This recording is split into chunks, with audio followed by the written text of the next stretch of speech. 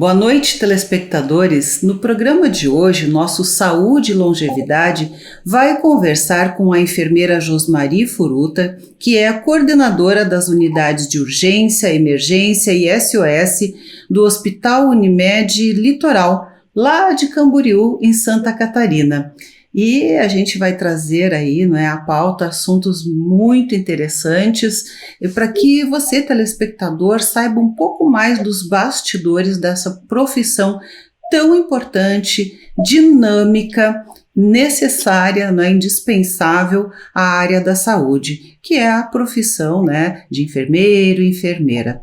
Então, já agradecendo também, né, ao nosso apoiador aí, as toalhas higienizadoras PED, queremos cumprimentar então a enfermeira Josmari. Tudo bem, Jos? Tudo bem, muito obrigada pelo convite, me sinto muito honrada em participar, poder contribuir com o programa, com esse tema que é tão importante, né, para nós, enfermeiros, para a área da saúde.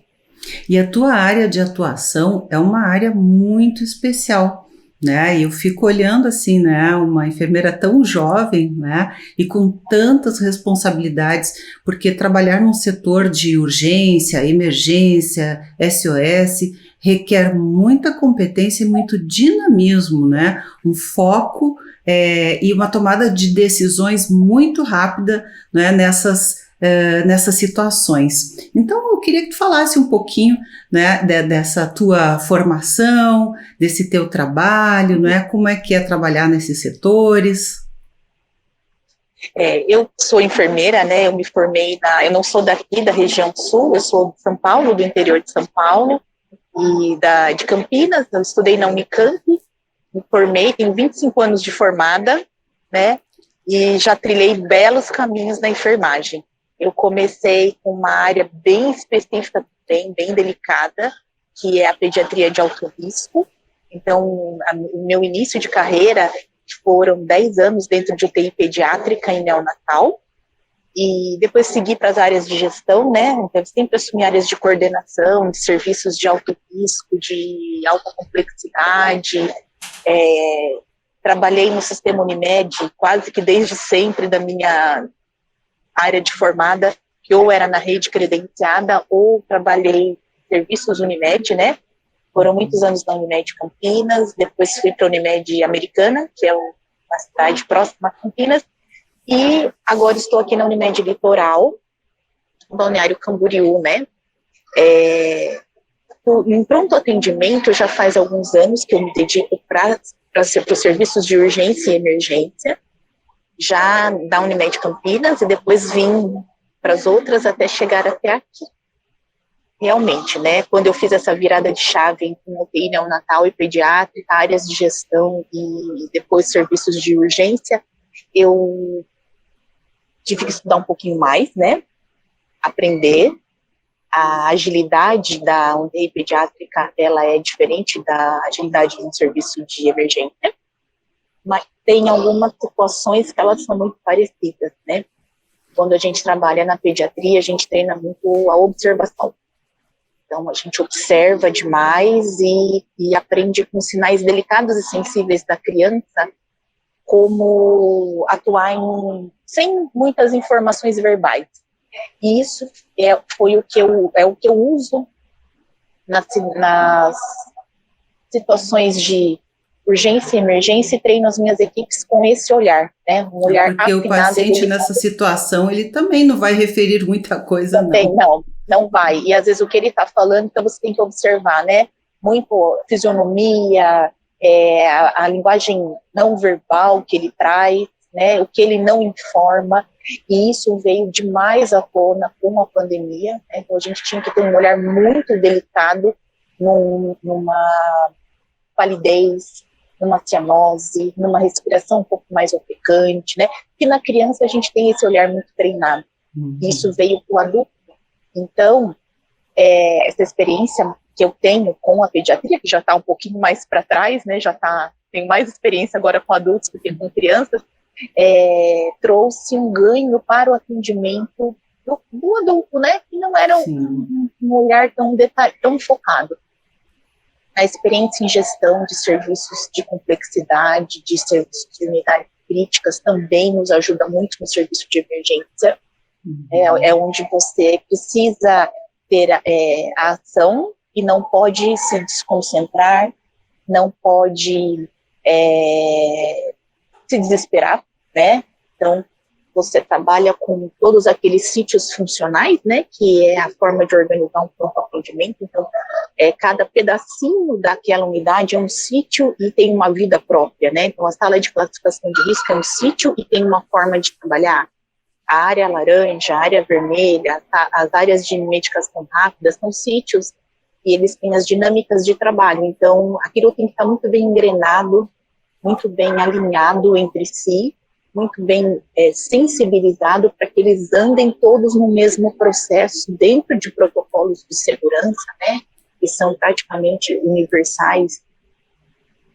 Aqui no Hospital da Unimed Litoral é um hospital certificado, ele é ONA nível 3, também temos a certificação internacional da Quimento. Então, a gente tem muitos protocolos assistenciais, muitas horas de treinamento, a capacitação é essencial e fundamental das nossas equipes, e isso foi mantido mesmo nesses 2 anos de pandemia. Nós mantivemos as capacitações, os treinamentos, para não perder processos essenciais, né? Os serviços de emergência foram fundamentais com a agilidade e o equilíbrio emocional das equipes, né? Sim. É o que eu sempre falo. As unidades de terapia intensiva, internação, elas recebem um paciente por vez, estabilizam e recebem um segundo. Sim. A unidade de emergência recebe um paciente, 2, 3, não para, né? Às vezes chega pelo serviço de SOS, chega 2, 3 ambulâncias, uma seguida da outra, e a gente atende, tem que se organizar e ter uma inteligência emocional para atender todos, né? Todos, mais os não urgentes, junto com esses urgentes e emergentes, de uma vez só. Então, é muito dinâmico o serviço. Muito dinamicismo que a gente precisa ter e treinar as equipes dessa forma também, né? Sim, porque com toda essa sobrecarga que houve aí, né, durante o período de pandemia, as emergências não pararam de acontecer também, né? Os traumas, os infartos, os acidentes e os AVCs e tantas outras coisas, né?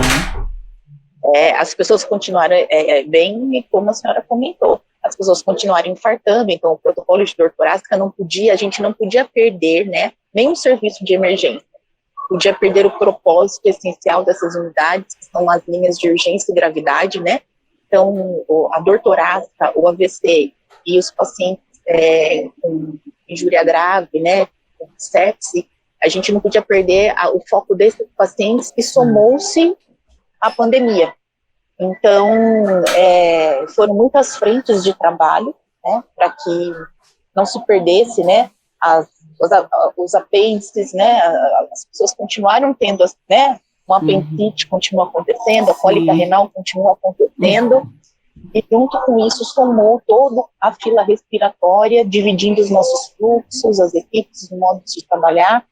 Então, foi uma exigência não só técnica, né, a exigência técnica é treinar, né, capacitar, repetir, treinar, mas a exigência de inteligência emocional, estrutura emocional, o medo que todos nós passamos, né, mas não tivemos lá firmes e fortes, isso exigiu muito das equipes.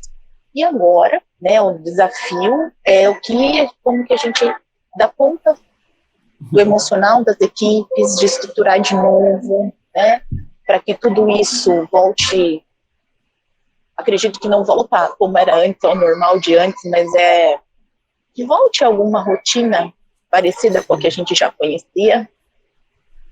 Então, foram equipes que trabalharam demais, né? Trabalharam demais, todas elas, no Brasil todo, no mundo todo, e que usaram toda a sua capacitação técnica, sua energia e força emocional também, né? Para manter a estrutura ali. E isso é a cara do serviço de emergência, né? O serviço de emergência, ele tem um talento natural para isso, né? Como eu tenho 3 frentes, né? Eu tenho a frente da urgência, da emergência e o SOS, e agora a gente está passando numa situação delicada com a pediatria, né? Com a gravidade, a complexidade, as crises típicas dessa época do ano. Sim. E aí a gente faz uma suplementação das equipes, um remanejamento.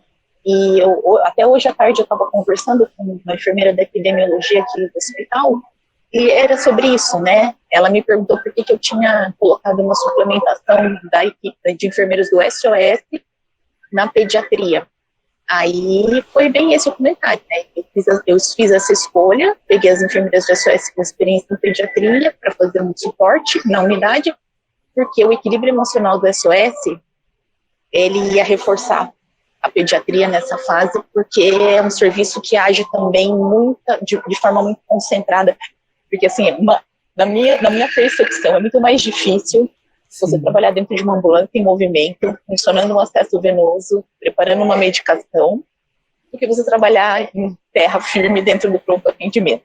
Então, o equilíbrio dessas equipes, né, eles acabam se equilibrando em situações de estresse muito maior que a própria equipe do PA, que já tem esse equilíbrio emocional.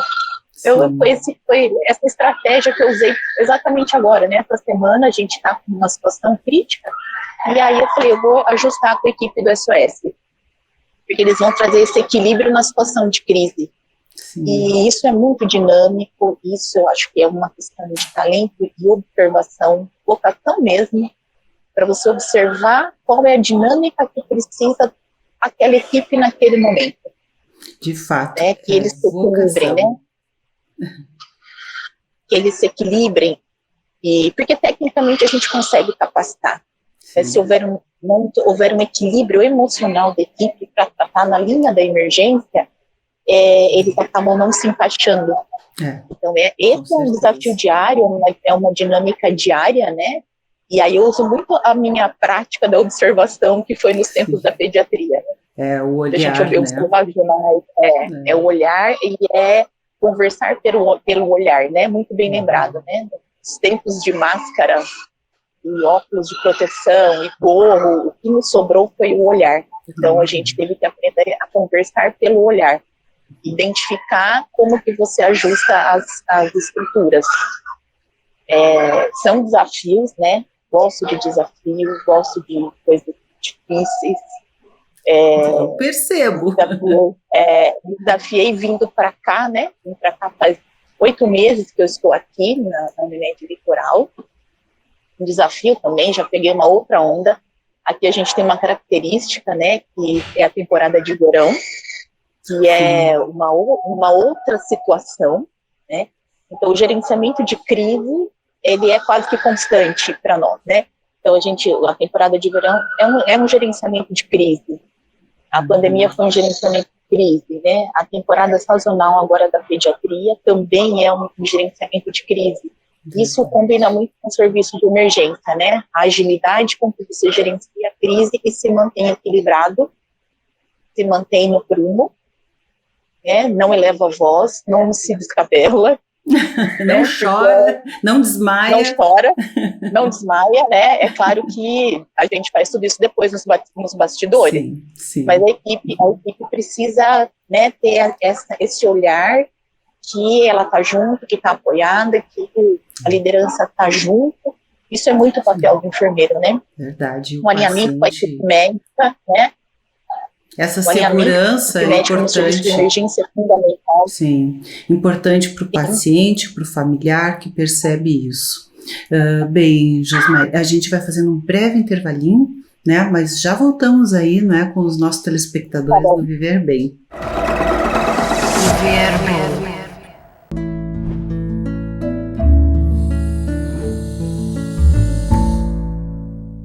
Voltamos e continuamos a conversar com a enfermeira Josmari Furuta, que é coordenadora da Unidade de Urgência, Emergência e SOS lá do Hospital Unimed de Camboriú, né, o Hospital Unimed Litoral em Santa Catarina. E a gente está aqui encantado ouvindo tantas coisas maravilhosas, né? A experiência da Josmari junto, né, a esse segmento das urgências e emergências, essa visão abrangente que tem, né, e essa inteligência emocional, né, que se necessita ter nessas áreas aí, né, nas situações críticas. E o trabalho realmente, Josmari, que tu realiza é fantástico.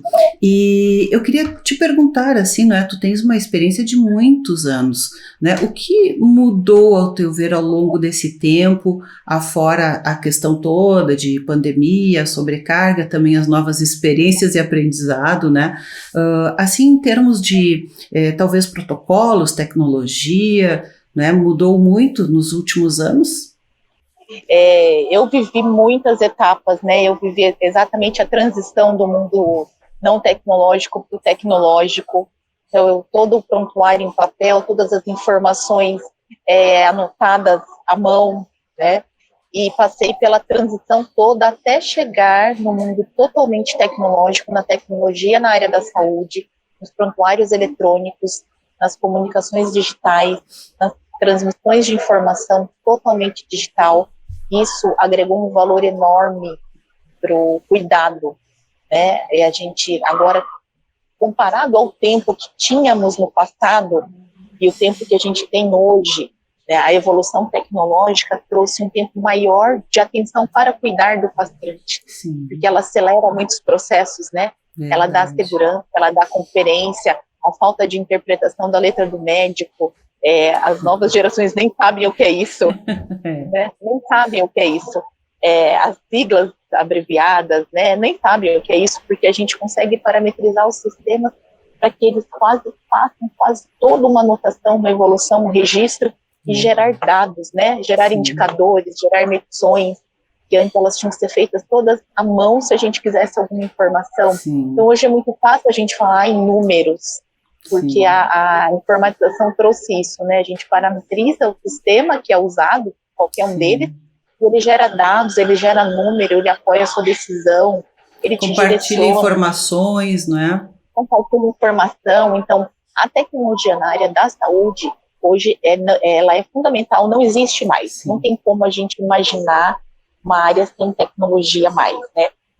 Os pronto-atendimento digitais, né, quase todos os serviços estão migrando para isso, para que haja conforto para o paciente, né, para que ele haja rapidez no atendimento. Ele pode acessar e ele já pode ter uma resposta muito mais rápida do que no presencial, dependendo da situação, ou um direcionamento, né, vá até o médico, você precisa ser examinado pessoalmente. Então, a tecnologia é uma ferramenta na área da saúde indispensável. As camas eletrônicas, né, toda a mobilidade do paciente, os equipamentos, a cirurgia robotizada, né? Nossa, então, tanta coisa, né? Não vai dispensar o olhar sensível do ser humano, né? Certeza. Não dispensa, mas ele vem para agregar valor, né? Agregar valor, agregar, e que a gente tenha mais tempo de cuidar, né? Sim. Acho que não podemos perder esse foco também, né? A tecnologia veio não para nos tornar robô, mas para que o robô faça parte dele e nós, seres humanos, tenhamos mais tempo de cuidar, de olhar, de sorrir, né? De segurar nas mãos. Né? A gente tem que fazer essa reflexão, não pode deixar passar desapercebido isso. Não, exatamente. Mas olha só, Josmari, eu aproveito, né, que tu falaste a questão das camas, né, da tecnologia, de novos produtos também, né, e no finalzinho aqui do nosso programa, eu queria comentar, né, sobre um produto que surgiu e que nós usamos aqui já há cerca de 2 anos, um pouco mais, né, junto aos pacientes que ficam acamados, né, por um tempo maior, especialmente em UTI, né, e que são toalhas higienizadoras, né, que fazem com que hoje não se tenha mais aquela trabalheira também das bacias cheias d'água, uma porção de toalhas, plásticos, né, vários técnicos ali, às vezes para dar um banho, 40 minutos, né, e essas toalhas higienizadoras hoje, elas têm essa tecnologia que elas banham E hidratam, desgerminam, né? Muitas com clorexidine, e elas fazem assim uma desgerminação da pele e dão um banho que não é seco, né? Elas são umedecidas ali, molha um pouquinho, mas requer ali 400 ml de água, molha, faz a espuminha, depois molha de novo e passa novamente, não fica grudento, digamos assim, e fica realmente assim. E o que é incrível que o paciente se sente confortável, né? Sim, eu já experimentei. Sim, num outro hospital que eu trabalhei, eu participei da comissão de padronização, né, de toalhas de banho. Sim. Por vários motivos, principalmente para os pacientes de UTI, que a mobilidade é muito difícil, às vezes é um paciente que você não pode movimentar. Sim. E aí eu participei desse estudo de padronização na época, fui ainda em Campinas, e a gente testou na gente, né? A gente falou, eu quero usar e ver se isso é confortável. Uhum. E realmente você sente a sensação de limpeza, de conforto, de pele banhada, pele limpa. Isso, a sensação para o paciente é ótima. É muito boa. Porque ele se sente limpo, ele se sente cuidado, né? E a pele hidratada, não é? Porque elas ao mesmo tempo têm um hidratante junto. Olha, 3 em 1. Então, assim, a tecnologia nos ajuda em tudo, né? Tudo, desde equipamentos médicos, insumos, né? Insumos. E vai por aí, né? Tantas coisas, né? Cuidados preventivos, enfim, as escaras, infecções. Os pacientes mais frágeis, né? Crianças, idosos, os extremos de idade. Que não a tecnologia ser muito mobilizados, né? Pele, né, muito frágil, então a tecnologia em cima dos produtos para proteção de pele, né, é fantástico, a evolução é muito rápida, né, é muito rápida. Em 25 anos que eu estou nessa área hospitalar, eu vi uma evolução enorme de quando eu comecei e dos anos agora, e aí, isso vai ser elevado para o futuro, né, vai agregar valor cada vez mais. A gente tem que correr atrás, estudar, se atualizar. Muita coisa nova, né? É muito rápido, é muito dinâmico, né? Bem, Josmari, infelizmente, né, o pessoal daqui já está me puxando a orelha aí, né, porque eu adoro conversar. Mas o nosso programa está chegando ao final já aí, eu quero te agradecer muito e já aproveito para te convidar, né, para estar novamente conosco aqui em breve, trazendo tantas informações e coisas bacanas, essa empolgação toda do trabalho que tu realiza. Então, muito obrigada, parabéns aí, né, por tudo de maravilhoso que tu realizas junto aos pacientes, né, e a toda a área, né, médica e da saúde, enfim, né, a coordenação das equipes técnicas, tantas coisas. Então, muito obrigada e até breve, se Deus quiser. Se Deus quiser, eu agradeço, me sinto muito honrada e lisonjeada em poder participar, contribuir, e estou à disposição sempre que for convidada, com certeza eu aceitaria o convite, sim. Muito obrigada. Obrigada a você. Um abraço e a gente volta amanhã com vocês aí no nosso Viver Bem. Até lá. Viver Bem.